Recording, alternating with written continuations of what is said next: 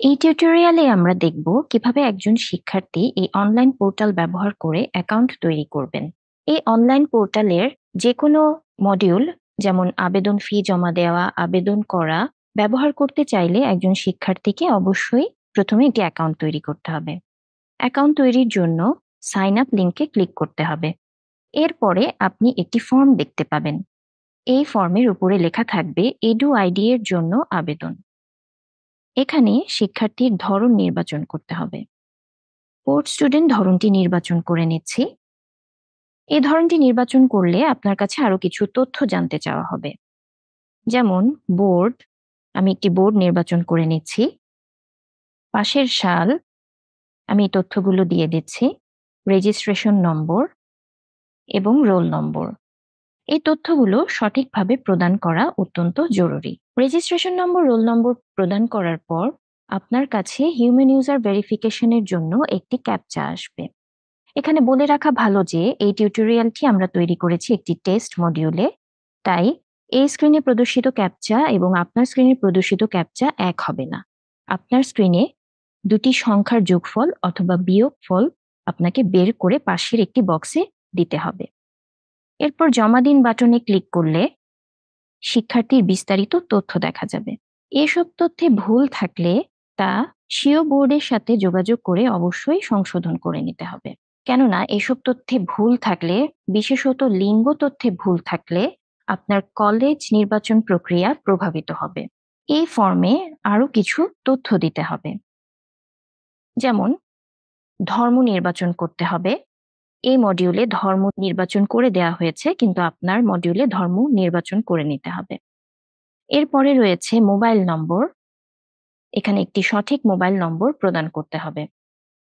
এখানে উল্লেখ্য যে এই মোবাইল নম্বরটি প্রত্যেক অ্যাকাউন্টের জন্য ভিন্ন হতে হবে এবং মোবাইল নম্বরটি সঠিক ও সচল হওয়া অত্যন্ত জরুরি, কেননা অ্যাকাউন্ট তৈরির এক পর্যায়ে এই মোবাইল নম্বরেই একটি অস্থায়ী পাসওয়ার্ড প্রেরণ করা হবে।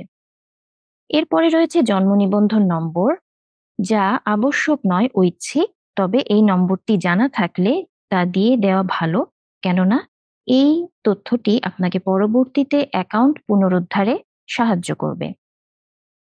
এ পর্যায়ে জমা দিন বাটনে ক্লিক করে এগিয়ে যেতে হবে। এবার আপনি একটি বার্তা দেখতে পাবেন, যেখানে দেখানো হবে আপনার এডু আইডি, অর্থাৎ আপনার এডু আইডি সফলভাবে তৈরি হয়েছে।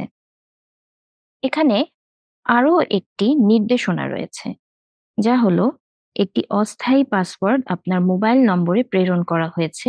উক্ত ইউজার নেম এবং পাসওয়ার্ড দ্বারা আপনি এখন লগ ইন করতে পারবেন।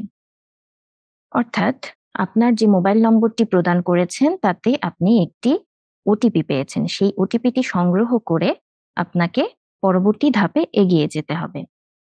অ্যাকাউন্ট তৈরির প্রক্রিয়া সম্পন্ন করার জন্য এবার সাইন ইন লিঙ্কে ক্লিক করতে হবে। এবার আপনি দেখতে পাবেন একটি সাইন ইন ফর্ম, যেখানে আপনাকে ইউজার নেম এবং পাসওয়ার্ড দিতে হবে।